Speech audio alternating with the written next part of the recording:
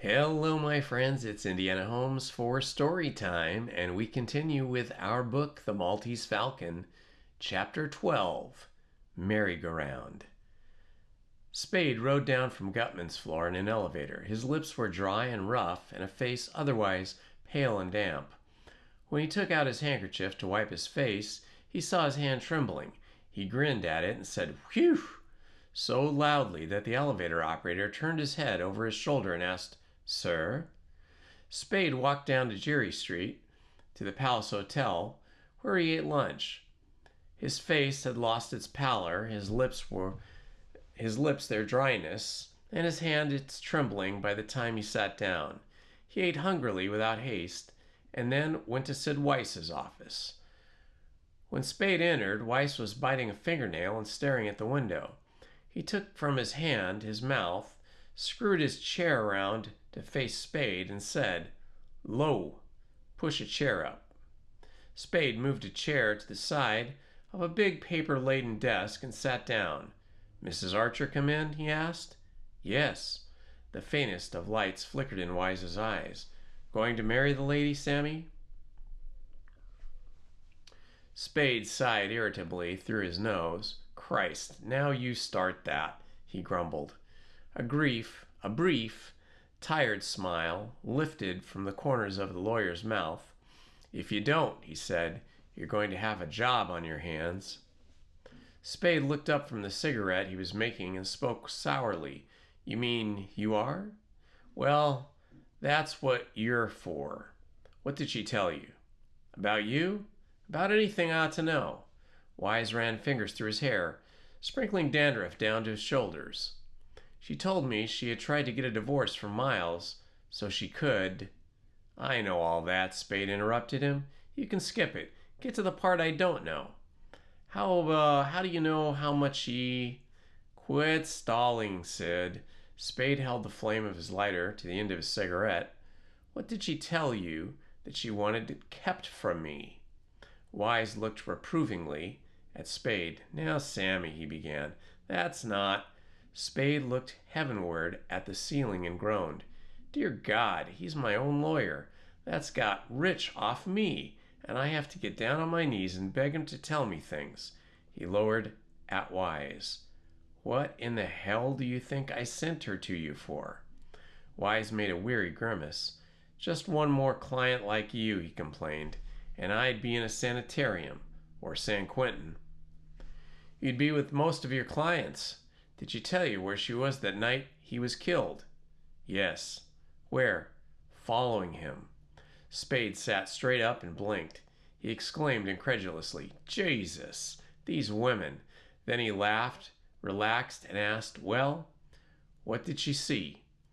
Wise shook his head. "Nothing much.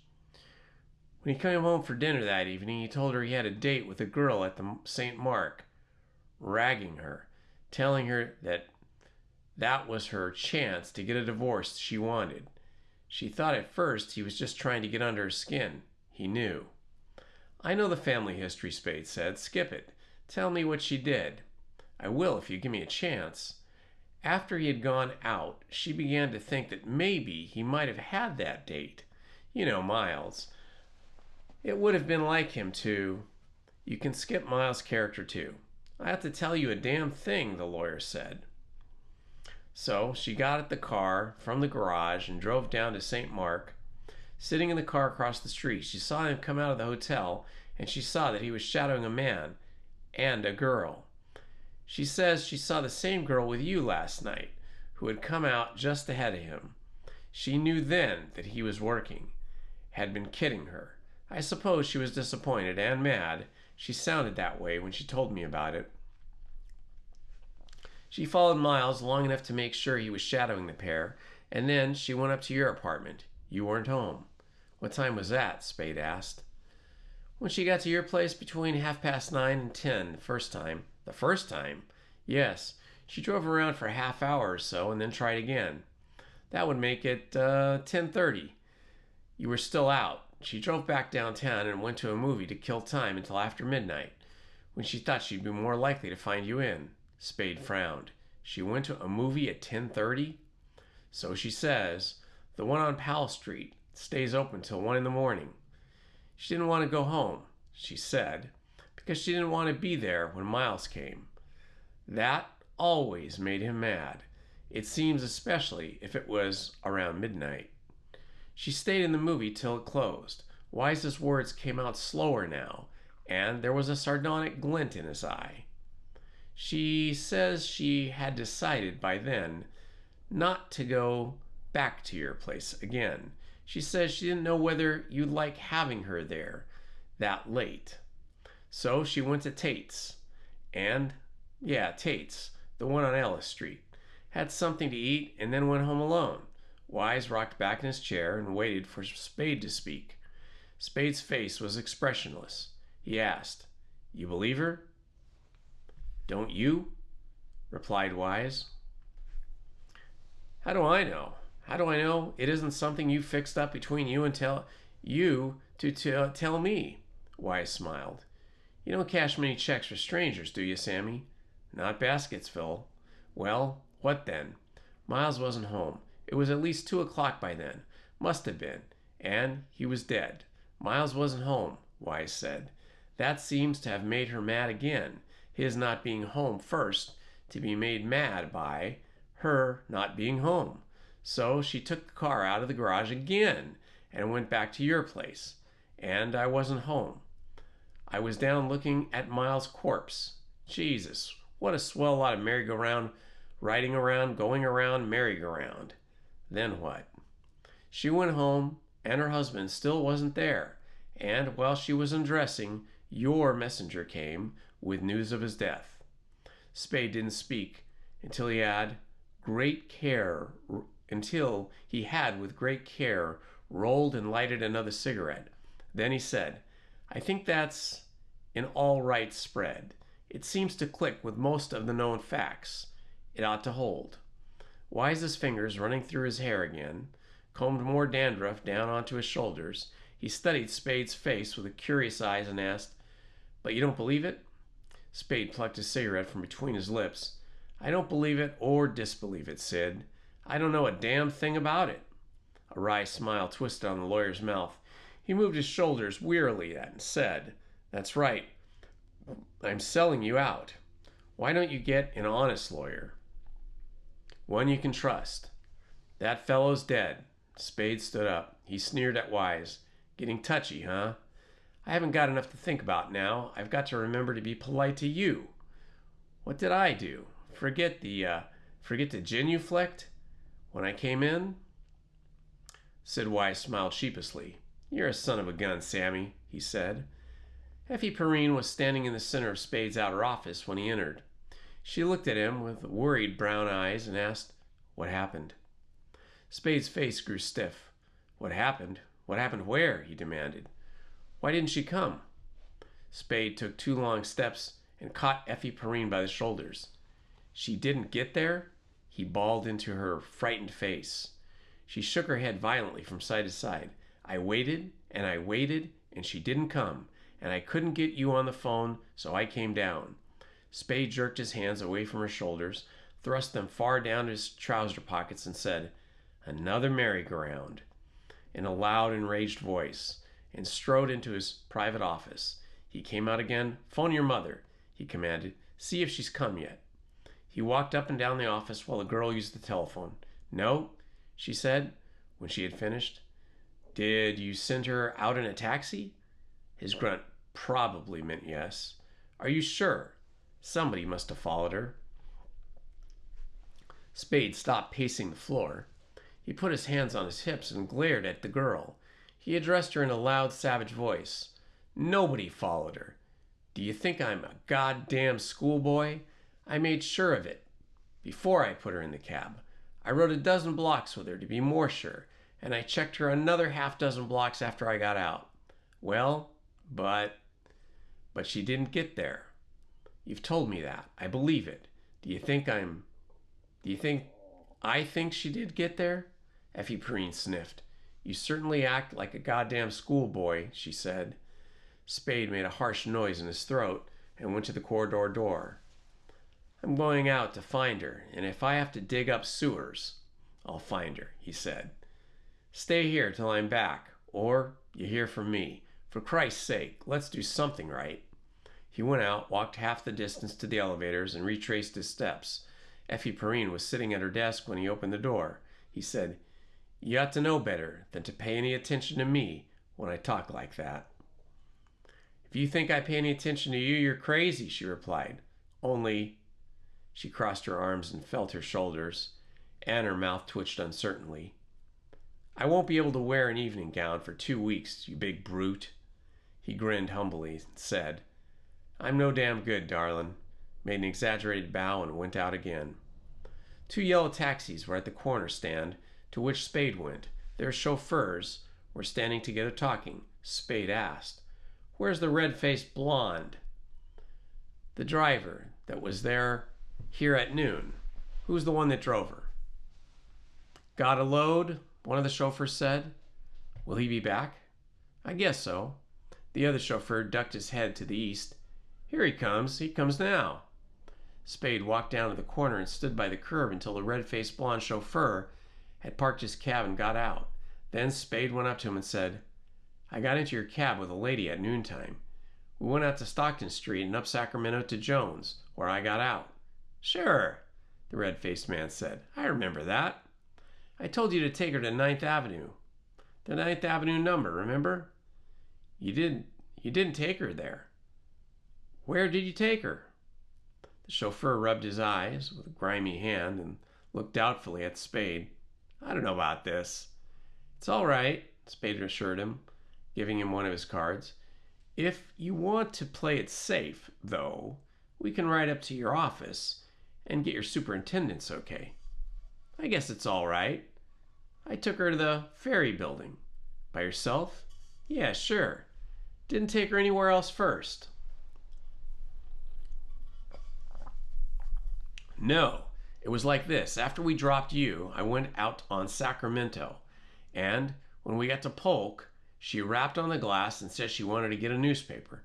So I stopped at the corner and whistled for a kid, and she got the paper." "Which paper?" "The Call. Then I went out Sacramento some more, and just after we'd crossed Van Ness, she knocked on the glass again and said, 'Take her to Ferry Building.'" "Was she excited or anything?" "Not so I noticed. And when you got to the Ferry Building, she paid me off, and that was all. Anybody waiting for her there?" "I didn't see them, if there was." "Which way did she go?" "At the ferry? I don't know. Maybe upstairs or towards the stairs." "Take the newspaper with her?" "Yeah. She had it tucked under her arm when she paid me." "With the pink sheet outside? Or one of white?" "Hell, Cap, I don't remember that." Spade thanked the chauffeur and said, "Get yourself a smoke," and gave him a silver dollar. Spade bought a copy of the Call and carried it into the office building vestibule to examine it out of the wind. His eyes ran swiftly over the page headlines and over those on the second and third pages. They paused for a moment under the "Suspect Arrested as Counterfeiter" on the 4th page, and again on the 5th by "Bay Youth Seeks Death with Bullet." Page 6 and 7 held nothing to interest him. On page 8, 3 boys arrested as San Francisco burglars after shooting held his attention for a moment, and after that nothing, until he reached page 35, which held the news of weather, shipping, produce, finance, divorce, births, marriage, and deaths. He read the list of dead, passed over the pages 36 and 37, financial news, found nothing to stop his eyes on the 38th page, and last page, sighed, folded the newspaper, and put it in his coat pocket and rolled a cigarette. For 5 minutes he stood there in the office building vestibule, smoking and staring sulkily at nothing. Then he walked up to Stockton Street, hailed a taxicab, and had himself driven to the Coronet. He let himself into the building and into Bridget O'Shaughnessy's apartment with a key she had given him. The blue gown she had worn the previous night was still hanging across the foot of her bed. Her blue stockings and slippers were on the bedroom floor. The polychrome box that had held jewelry in her dressing room table drawer now stood empty on the dressing room tabletop. Spade frowned at it all, ran his tongue across his lips, strolled through the rooms, looking around but not touching anything, then left the cornet and went downtown again. In the doorway of Spade's office, he came face to face with the boy he had left at Gutman's. The boy put himself in Spade's path, blocking the entrance, and said, "Come on, he wants to see you." The boy's hands were in his overcoat pockets, his pockets bulging more than his hands need have made the bulge. Spade grinned and said mockingly, "I didn't expect you till 5:25. I hope I haven't kept you waiting." The boy raised his eyes to Spade's mouth and spoke in a strained voice of one in a physical pain. "Keep on riding me and you're going to be picking out iron from your navel." Spade chuckled. "The cheaper the crook, the gaudier the patter," he said cheerfully. "Well, let's go." They walked up to Sutter Street side by side. The boy kept his hands in his overcoat pockets. They walked a little more than a block in silence. Then Spade asked pleasantly, "How long have you been off the gooseberry lay, son?" The boy did not show that he had heard the question. "Did you ever—" Spade began, and then he stopped. A soft light began to glow in his yellowish eyes. He did not address the boy again. They went into the Alexandria, drove up to the 12th floor, and walked down the corridor towards Gutman's suite. Nobody else was in the corridor. Spade lagged a little, so that when they were 15 feet from Gutman's door, he was perhaps a foot and a half behind the boy. He leaned sideways suddenly and grasped the boy from behind by both arms, just beneath the boy's elbows. He forced the boy's arms forward so that the boy's hands in his overcoat pockets lifted the overcoat up before him. The boy struggled and screamed and squirmed, but he was impotent in the big man's grip. The boy kicked back, but his feet went between Spade's spread legs. Spade lifted the boy straight up from the floor and brought him down hard on his feet again. The impact made a little noise on the thick carpet. At the moment of impact, Spade's hand slid down and got a fresh grip on the boy's wrists. The boy, teeth set hard together, did not stop straining against the man's big hands, but he could not tear himself loose, could not keep the man's hands from crawling down over his own. The boy's teeth ground together audibly, making a noise that mingled with the noise of Spade's breathing as Spade crushed the boy's hands. They were tense and motionless for a moment. Then the boy's arms became limp. Spade released the boy and stepped back. In each of Spade's hands, when they came out of the boy's overcoat pockets, there were a heavy automatic pistol. The boy turned and faced Spade. The boy's face was ghastly white. He kept his hands in his overcoat pockets. He looked at Spade's chest and did not say anything. Spade put the pistols in his own pockets and grinned diversely. "Come on," he said. "This will put you in solid with your boss." Then they went to Gutman's door and Spade knocked.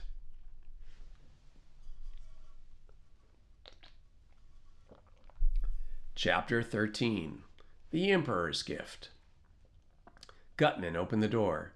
A glad smile lighted his face. He held out a hand and said, "Ah, come in, sir. Thank you for coming. Come in." Spade shook his hand and entered. The boy went in behind him. The fat man shut the door. Spade took the boy's pistols from his pockets and held them out to Gutman. "Here. You shouldn't let him run around with these. He'll get himself hurt." The fat man laughed merrily and took the pistols. "Well, well," he said. "What's this?" He looked from Spade to the boy. Spade said, "A crippled newsie. Took them away from him, but I made him give them back." The white-faced boy took the pistols out of Gutman's hands and pocketed them. The boy did not speak. Gutman laughed again. "By gad, sir," he told Spade. "You are a chap worth knowing, an amazing character. Come in, sit down, give me your hat." The boy left the room and the door to the right of the entrance. The fat man installed Spade in the green plush chair by the table, pressed a cigar upon him, held a light to it, mixed whiskey and carbonated water, put one glass in Spade's hand, and holding the other sat down facing Spade. "Now, sir," he said, "I hope you'll let me apologize for—" "Never mind that," Spade said. "Let's talk about the Blackbird." The fat man cocked his head to the left and regarded Spade with fond eyes. "All right, sir," he agreed. "Let's."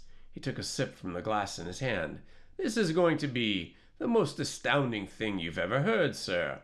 And I say that knowing that a man of your caliber and in your profession must have known some astounding things in his time."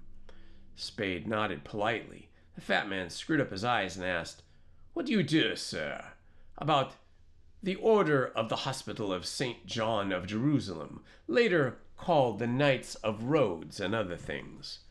Spade waved his cigar. "Not much. I only remember from history. In school, Crusaders or something." "Very good. Now you don't remember that Suleiman the Magnificent chased them out of Rhodes in 1523? No? Well, sir, he did, and he settled in Crete, and they stayed for 7 years until 1530, when they persuaded Emperor Charles V to give them. Gutman held up 3 puffy fingers and counted them, "Malta, Goza, and Tripoli." "Yes, yes, sir, but with these conditions. They were to pay the emperor each year the tribute of 1, he held up a finger, falcon, in acknowledgment that Malta was still under Spain, and that if they ever left the island it was to revert to Spain. Understand? He was giving it to them, but not unless they used it, and they couldn't give or sell it to anybody else." "Yes." The fat man looked over his shoulders at the 3 closed doors, hunched his chair a few inches nearer Spade's, and reduced his volume to a husky whisper. "You have, or I should say, have you any conception of the extreme, immeasurable wealth of the order at that time?" "If I remember," Spade said, "they were pretty well fixed." Gutman smiled indulgently. "Pretty well, sir, is putting it mildly." His whisper became lower and more purring. "They were rolling in wealth, sir. You have no idea. None of us has any idea. For years they had preyed on the saccharines, had taken nobody knows what spoils of gems, precious metals, silks, ivories, the cream of the East. That is history, sir. We all know that the holy wars, to them, as to the Templars, were largely a matter of loot."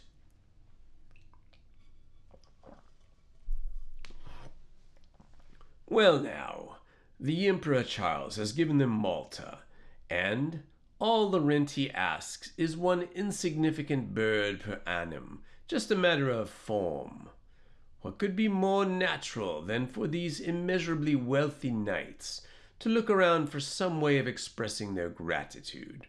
Well, sir, that's exactly what they did, and they hit on the happy thought of sending Charles for the first year's tribute not an insignificant live bird, but a glorious golden falcon encrusted from head to foot with the finest jewels in their coffers. And remember, sir, they had fine ones, the finest out of Asia." Gutman stopped whispering. His cheeks, dark eyes examined Spade's face, which was placid. The fat man asked, "Well, sir, what do you think of that?" "I don't know." The fat man smiled complacently. "These are the facts, historical facts. Not schoolbook history, not Mr. Wells' history, but history nevertheless." He leaned forward. "The archives of the order from the 12th century on are still in Malta. They are not intact, but what is there holds no less than 3, he held up 3 fingers, references that can't be anything else but this jeweled falcon. In J. Delavill-le-Rose, Les Archives de l'Ordre de Saint-Jean, there is a reference to it, oblique to be sure, but a reference still, and unpublished because unfinished at the time of his death. Supplement to Paoli's Del Origine de Instituto del Sacro Militar Ordine has a clear and unmistakable statement of the facts I am telling you." "All right," Spade said. "All right, sir. Grandmaster Villiers de Isle d'Adam had his high-foot jeweled bird made by Turkish slaves in the castle of St. Angelo and sent to Charles, who was in Spain. He sent it in a galley commanded by a French knight named Cormier or Couvret, a member of the order." His voice dropped to a whisper again. "It never reached Spain." He smiled with compressed lips and asked, "You know of Barbarossa, Redbeard, Kheireddin, no? A famous admiral of buccaneers, sailing out of Algiers then. Well, sir, he took the knight's galley, and he took the bird, and the bird went to Algiers. That is a fact. That is a fact that the French historian Pierre Dan put in one of his letters from Algiers. He wrote that the bird had been there for more than 100 years, until it was carried away by Sir Francis Vernet, the English adventurer, who was with the Algerian buccaneers for a while. Maybe it wasn't, but Pierre Dan believed it was, and that's good enough for me.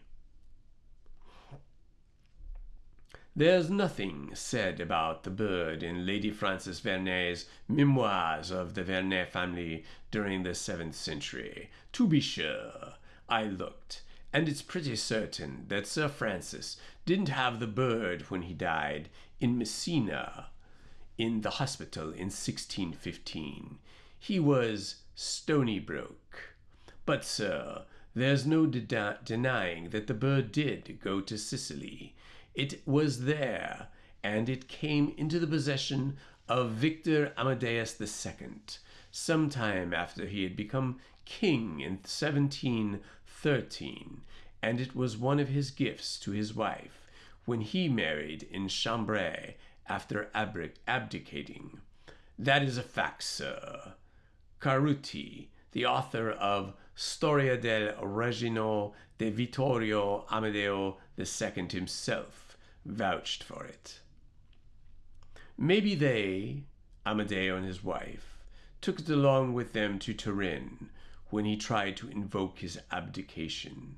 But that as it may, it turned out and turned up next in the possession of a Spaniard who had been in the army and took Naples in 1734, the father of Don Jose Monino y Redondo, Count of Floridablanca, who was Charles III's chief minister.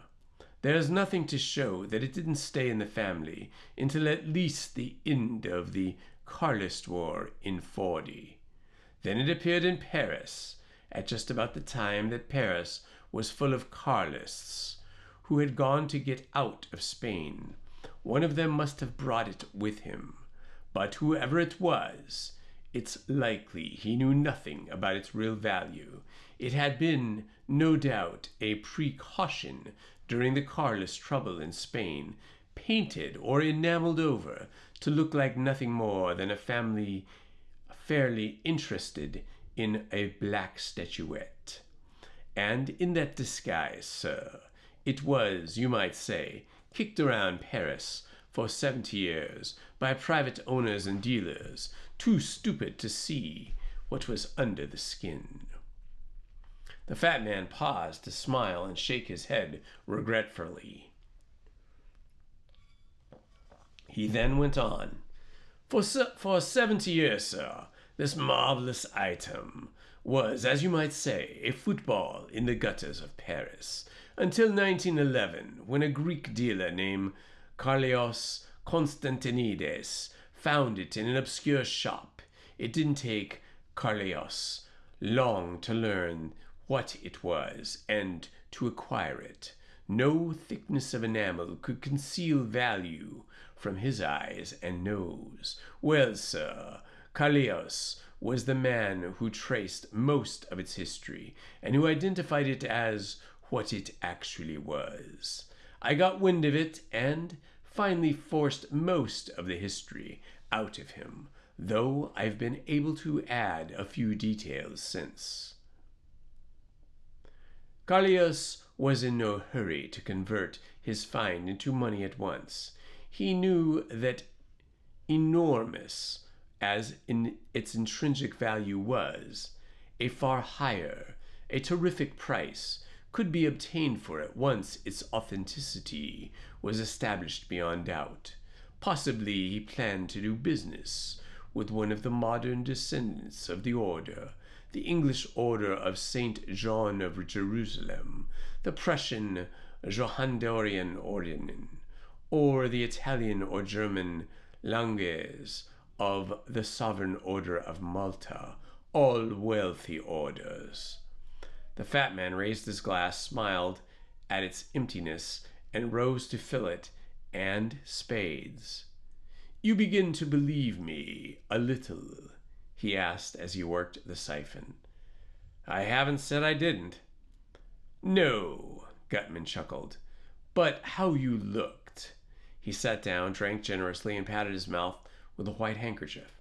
"Well, sir, to hold it safe while pursuing his researches into history, Carlios had re-enameled the bird, apparently just as it is now.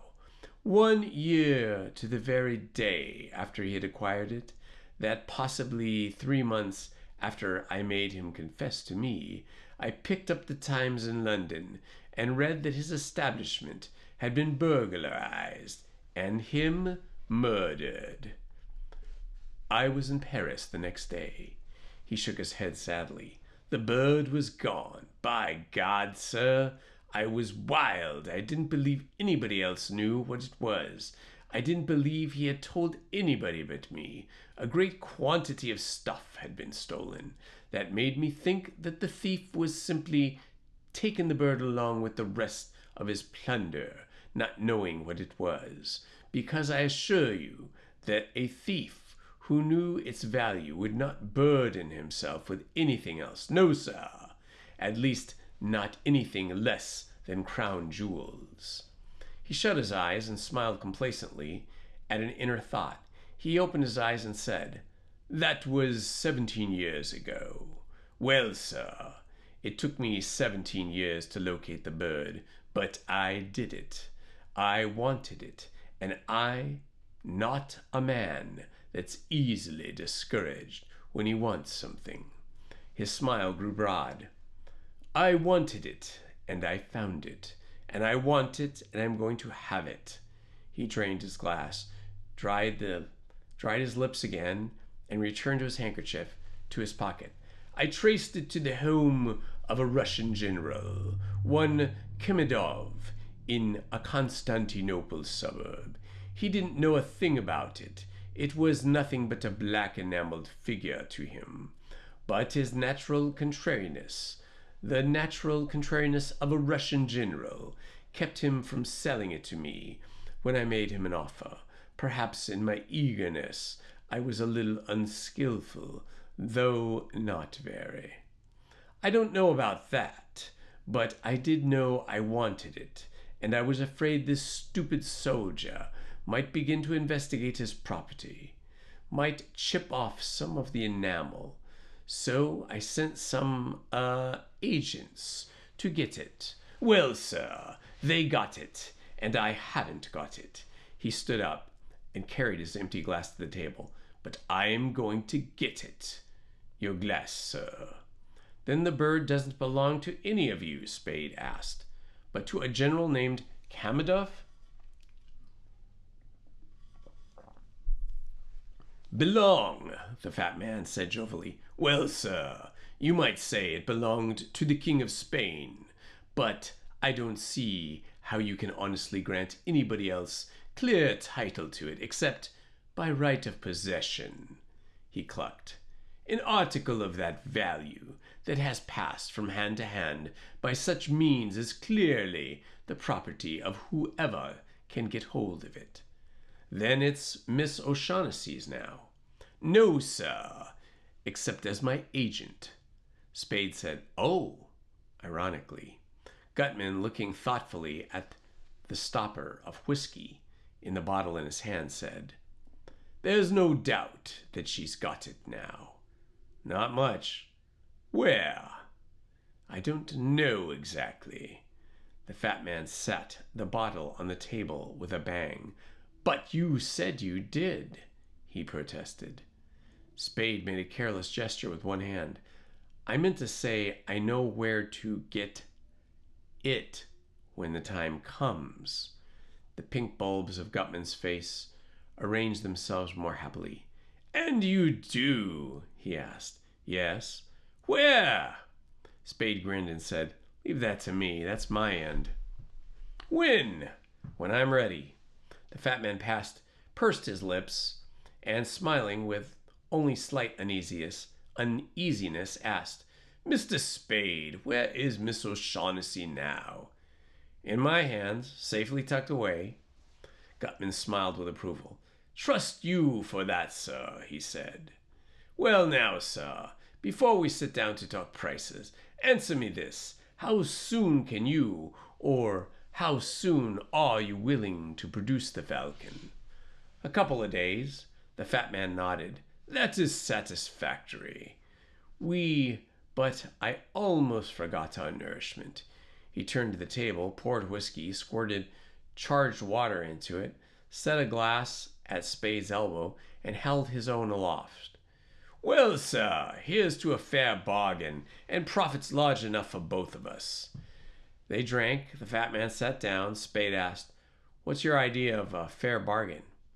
Gutman held his glass to the light, looked affectionately at it, took another long drink, and said, "I have two proposals to make, sir, and either is fair. Take your choice. I will give you $25,000 when you deliver the Falcon to me, and another $25,000 as soon as I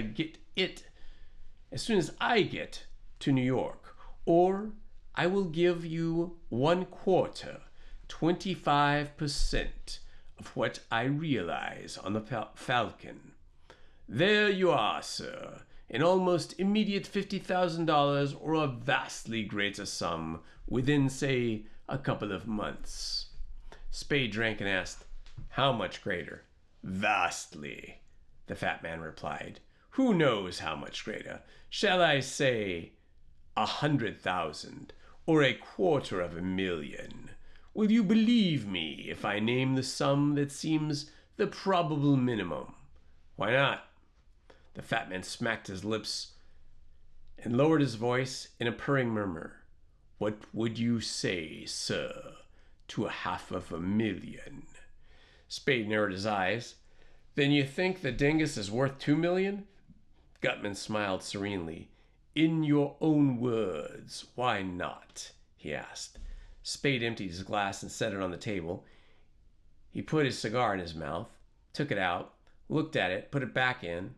His yellow eyes were grayish yellow, were faintly muddy. He said, "That's a hell of a lot of dough." The fat man agreed.